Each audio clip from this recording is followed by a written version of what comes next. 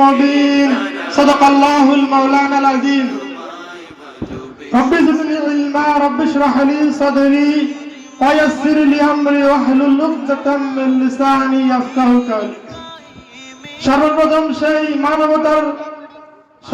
সেই আল্লাহর দরবারে শুকরিয়া আদায় করি যে আল্লাহ তাআলা আমাদেরকে এই তাফসীরুল কোরআন মাহফিলের আয়োজন করবার তৌফিক দান করেছেন।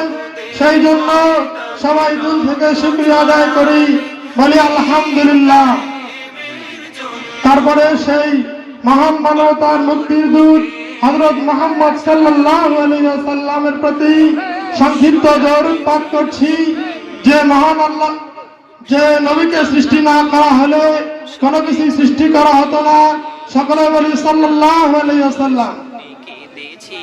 তো আজকে আমরা যে বিষয়টি নিয়ে আলোচনা করব, আমাদের আলোচনার টপিক হচ্ছে যে রিজিক কি, হোয়াট ইজ দ্য প্রভিশন বা সাস্টেনেন্স। রিজিক সম্পর্কে আমরা জানবার চেষ্টা করব।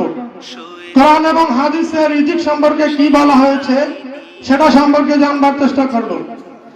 আমাদের মাঝে যে রিজিক সম্পর্কে ভুল ধারণা রয়েছে সেটা আমরা সামান্য সময়ের মধ্যে ভেঙে দেওয়ার চেষ্টা করব।